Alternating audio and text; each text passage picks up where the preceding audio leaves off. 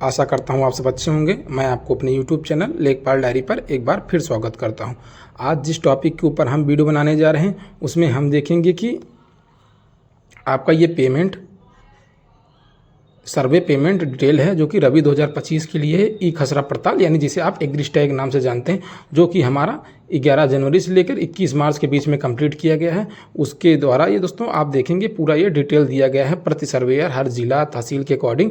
ये आपका डाटा बनाकर राजस्व परिषद के द्वारा अब स्टेट को भेज दिया, जिससे ये बजट पास होगा। अब इसके बारे में हम थोड़ा डिटेल से देख लेते हैं। कुछ साथियों का ये प्रश्न आ रहा था कि क्या हमें जो पावर बैंक का पैसा है वो इस बार मिलेगा कि वो सिर्फ एक ही बार मिलता है। तो सब कुछ आपके सारे प्रश्नों का जवाब एक ही इस वीडियो में मिलेगा। और जो सिंगल क्रॉप डबल क्रॉप के बारे में सारे आपके डाउट्स हैं उसको भी मैं क्लियर करूंगा इसी वीडियो में कि किस फसल पर आपको 10 रुपये, किस सर्वे पर आपको 5 रुपये प्रदान किया जाएगा। तो वीडियो पूरा अंत तक देखिएगा।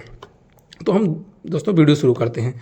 आप जैसे देखेंगे, थोड़ा जूम कर लेते हैं, आप देखेंगे ये पूरा ऊपर से एक क्रम वाइज है। डिस्ट्रिक्ट है, फिर सब डिस्ट्रिक्ट मतलब तहसील है, फिर यूजर आईडी मतलब यूजर नेम, किस सर्वेयर ने सर्वे किया है उसका मोबाइल नंबर है। अब आगे चलेंगे, उसका user name, bank account detail, इसी प्रकार से ये पूरा डिटेल है। अब मैं शुरू करता हूँ। जैसे आप जैसे इसको दो प्रकार सर्च कर सकते हैं। एक तो आप यहाँ पर फाइंड में जाकर आप डायरेक्ट इसको आप अपना मोबाइल नंबर या कुछ अलग नेम से सर्च कर सकते हैं, या अपने जिले तहसील वाइज नेम से सर्च कर सकते हैं, या आप इसको मैन्युअली भी ऐसे नीचे नीचे स्लाइड करके सर्च कर सकते हैं।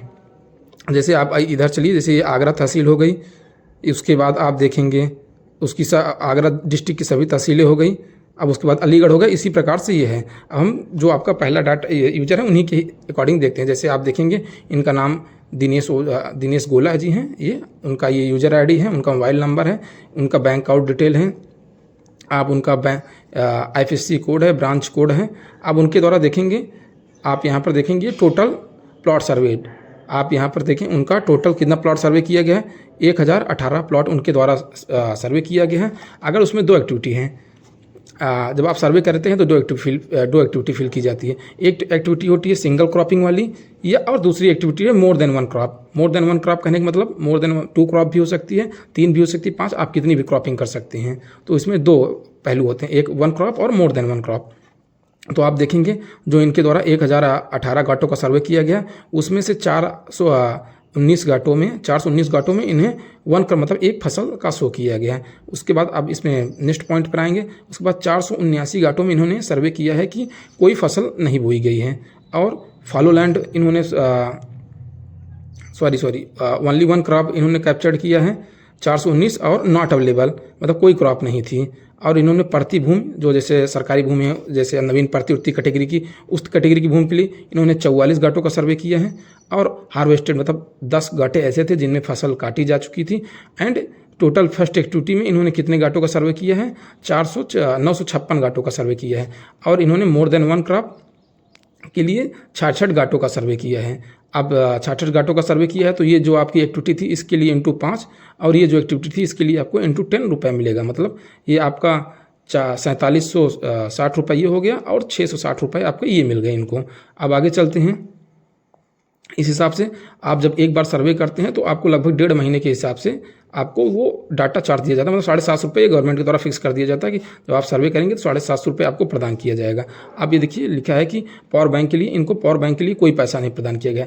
आप देखते हैं दोस्तों, जो पावर बैंक का पैसा होता है आपको लाइफ टाइम, आप जब सर्वे करेंगे तो सिर्फ आपको एक बार पावर बैंक का पैसा प्रदान किया जाएगा जब आप पहली बार सर्वे करने आते हैं। अगर आप उसके बाद दूसरी बार करिए, 10वीं बार करिए, 15वीं बार करिए, तो आपको पावर बैंक का पैसा नहीं मिलेगा। अब आप इसमें आगे देखते हैं, आपका 6170 रुपये इनका टोटल अमाउंट बना हुआ है।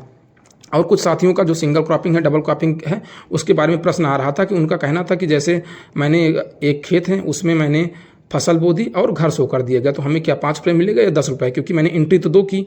तो आप एक बात अच्छे से समझ लीजिए कि क्रॉपिंग का पैसा दिया जाता है। आप एंट्री 2 करिए, 5 करिए, 10 करिए, उससे कोई मतलब नहीं है। लेकिन अगर 2 फसल बो देते हैं तब आपको 10 रुपये मिलेगा। अगर उसी में जैसे आपने एक एग्जाम्पल के रूप में चलते हैं कि जैसे आपने एक खेत बोया, उसमें आपने कहा कि फसल बोई गई है, कुछ हिस्सा खाली है, कुछ हिस्से में फसल कट गई है, कुछ हिस्से में आपको आवास बना हुआ है, इन सब एक्टिविटी के लिए आपको 5 रुपये ही मिलेगा। वही अदर कोई गाटा है जिसमें आप जैसे इस समय है आपने बो दिया कि गेहूं बोया गया है और साथ ही आपके आलू की बुआई की गई है तो आपको 10 रुपये मिल जाएगा। और साथ में अगर आप कह दीजिए कि सरसों भी बोई गई है, कुछ अन्य फसल बोई गई, तब भी आपको 10 रुपये ही प्रदान किया जाएगा।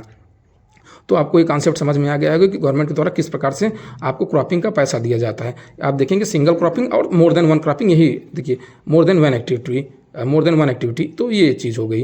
तो अगर आपको मेरी जानकारी अच्छी लगी हो तो चैनल को लाइक शेयर और सब्सक्राइब जरूर कर लीजिए दोस्तों। अगर आप यहाँ पर नीचे इसको सर्च भी कर सकते हैं, ये सर्चिंग वाला ऑप्शन मैंने आपको बता ही दिया था। अगर आपको जानकारी अच्छी लगी हो तो चैनल को लाइक शेयर और सब्सक्राइब जरूर कर दीजिएगा। Thank you for watching my video.